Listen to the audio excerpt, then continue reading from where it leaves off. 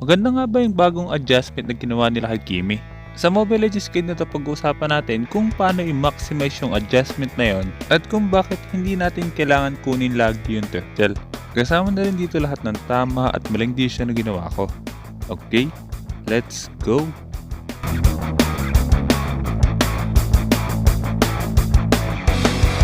Mega kill! Killing spree! Rocket launcher.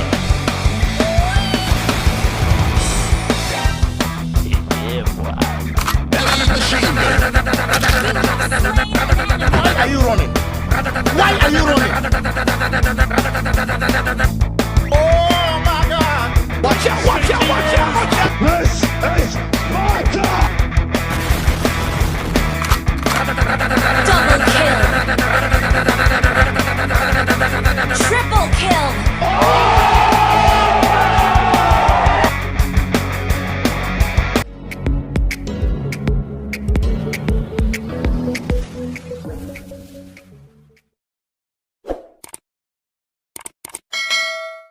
Sa larong na to, Jungle Kimi pa rin yung gagawin natin.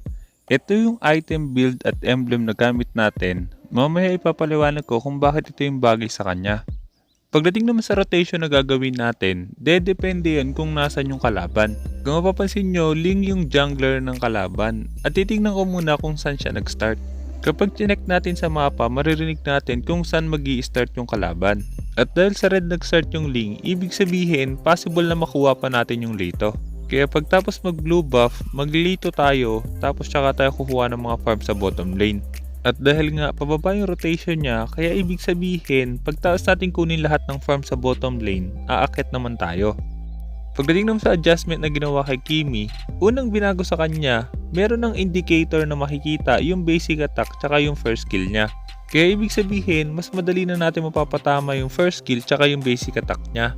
Maliban doon, kung mapapansin nyo, kahit hindi naka-activate yung first skill natin, magic damage na din yung basic attack. Kaya ibig sabihin, hindi na pwedeng counterin ng blade armor si Kimi. At pagdating naman sa first skill niya, kung mapapansin nyo, napakabilis ng tumama nun. Kung dati, mas mabagal yung first skill, ngayon halos pareho na siya ng basic attack. Pero, kailangan nyo pa rin tandaan, late game hero pa rin si Kimi. Mas lumalaki yung damage niya kapag tumatagal yung laban. Yun yung dahilan kung bakit iiwas tayo sa teamfight. Kung mapapansin nyo, hindi ko na sinubukan kunin yung gold crab sa bottom. Maliban sa doon nag-rotate yung Ling ng kalaban, hindi pa rin tayo makakasabay sa teamfight. Pero dahil pumalag mag-isa yung Tig, kaya namatay pa siya. Buff na rin yung unang turtle, pero dahil nga lugi tayo sa early game, kaya hindi ko kailangan kunin agad yon. Pero para makabawi tayo kahit papano, pwede natin kunin yung mga jungle creeps ng Ling o kaya naman kumuha tayo ng pera sa tower. Hindi natin pipilitin agad kumuha ng turtle kasi nga hindi pa natin kaya yung teamfight. Pero kung sakaling may mapipitas tayo sa kanila sa early game, possible pa rin na kunin natin yung turtle. Pero dahil nga hindi tayo makapitas, kaya ibibigay muna natin yung mga turtle sa kanila hanggat hindi pa natin kayang sumabay sa teamfight. Maliban doon, isa pang kailangan natin gawin sa rotation na to, magde-defend lang muna tayo, hindi pa tayo susubok mag-push. Kung sakaling sinusubukan ng kalaban mag-push, kailangan tumulong tayo sa pagde-defend. At dahil nga masyadong magiging aggressive yung kalaban, kaya ito yung mangyayari.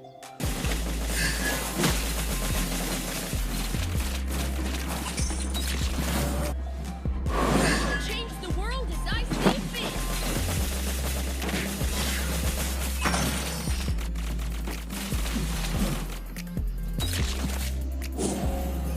Launch attack!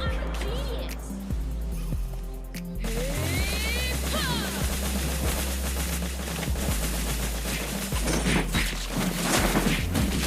Initiate retreat!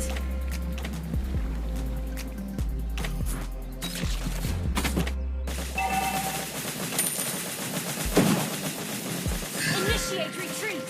Top lane, careful! Ally has been slain.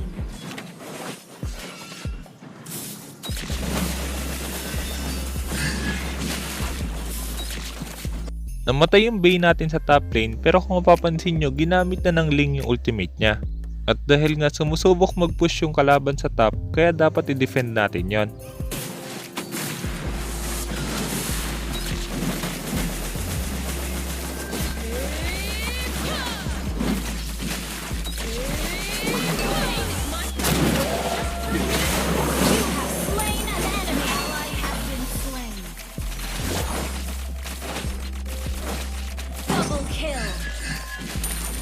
At dahil wala ngang ultimate yung Ling at pumasok pa rin siya sa teamfight na yun, kaya mas madali natin siya napatay. Maliban doon, kung napansin nyo, Flame Retribution yung gamit ko. Dahil nga assassin yung core ng kalaban, kaya mas gusto ko yung Flame Retri. Para kung sakaling ako yung tatargetin niya, pwede natin mabawasan yung damage niya. Nabuo na natin yung first core item natin, kaya ibig sabihin pwede na tayo mag-contest sa turtle. Pero dahil nga hindi ako marunong mag-retry at mahirap din mag-retry kay Kimi kasi dinidiin na natin yung basic attack, kaya ito yung nangyari.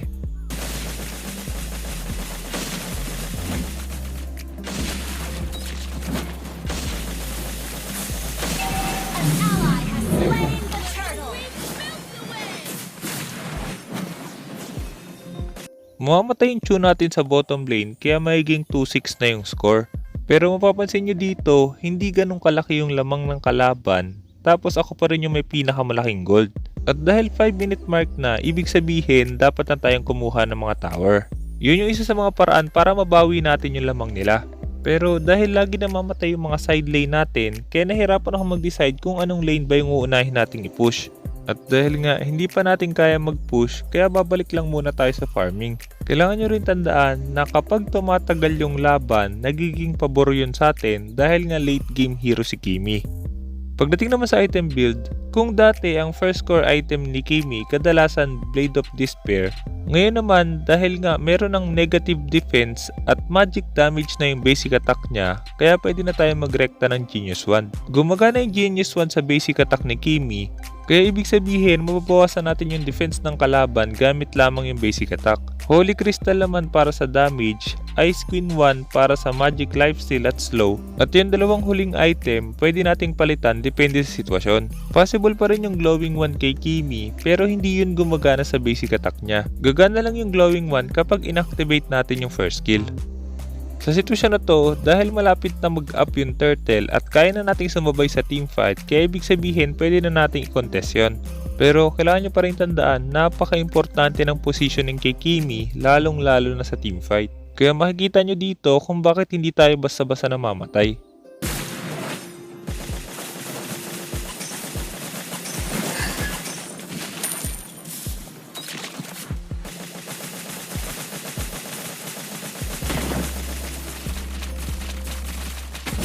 Attack the Lord.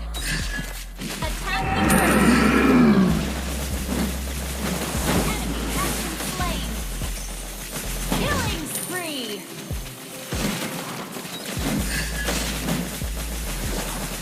An ally has slain the turtle. Initiate retreat.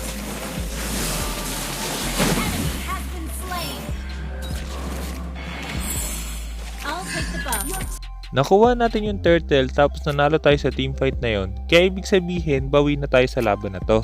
At para mas lalo pang lumaki yung lamang natin, dapat i-pressure na rin natin yung jungle ng kalaban. Kailangan nyo tandaan, kapag nagkakaroon na tayo ng item, kahit Kimi yung gamit natin, dapat i-pressure pa rin natin yung jungle ng kalaban kapag lumalamang tayo. Yun yung isa sa mga paraan para hindi makabawi yung kalaban. Makikita nyo rin dito kung paano natin unti-unting kukunin yung mga tower nila. Your team just initiated turret. Ult is not ready. Request backup. Initiate retreat. Launch attack. Request backup. Ally has been slain. An enemy has been slain. Request backup. Let the weak melt away. Request backup. Technology and you killing spree. Request backup. An enemy has been slain. Ult is not ready.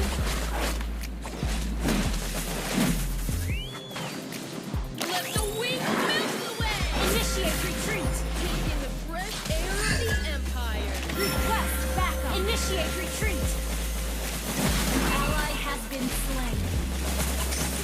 Request backup. I shall change. I'll take the buff. Your team destroyed a turret. Attack the Lord. Initiate retreat. Attack the turtle.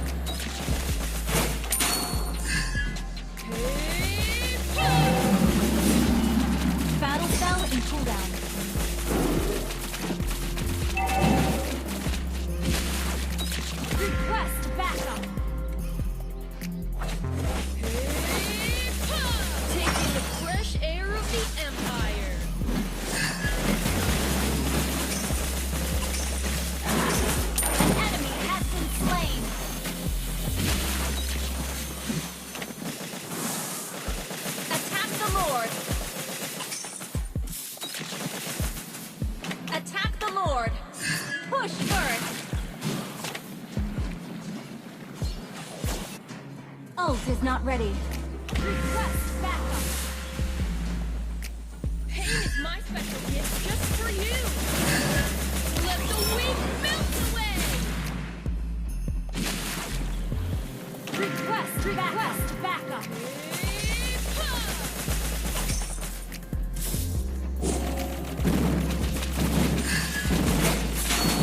You destroy the turret.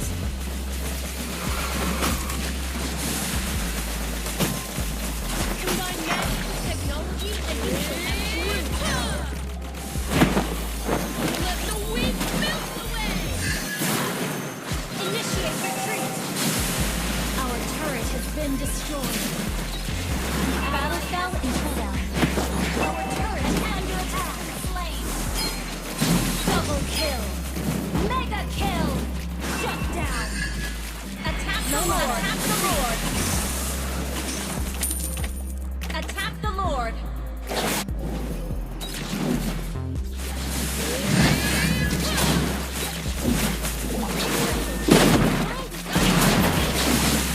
Ally has slain Lord.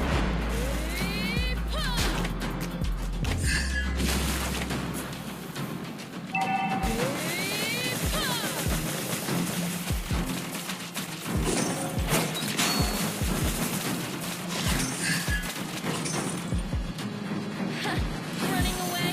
You disappoint me. Request backup. Unstoppable. Mega kill.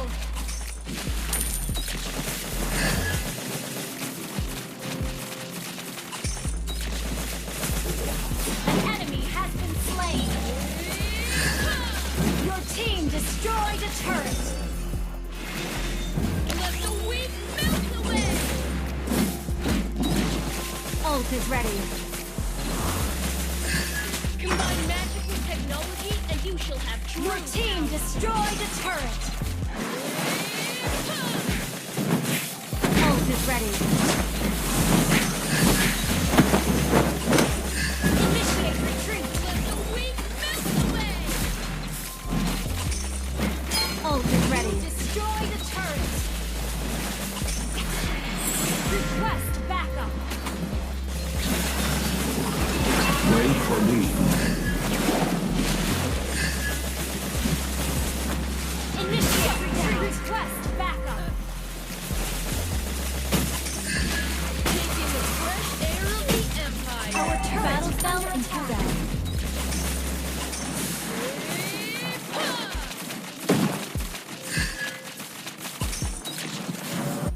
Request backup. Wow, I'm a genius.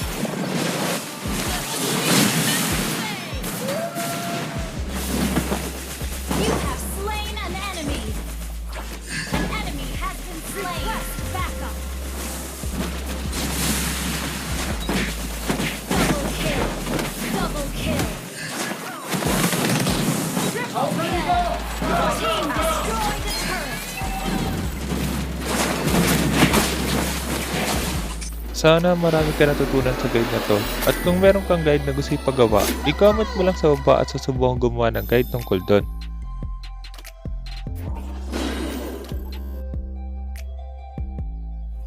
Kaya kung hindi ka pa nakasubscribe, hit mo na yung subscribe pati yung notification bell. Basta lagi mo lang tatandaan, kung gusto mo mag-improve, just master the basics. I'm out.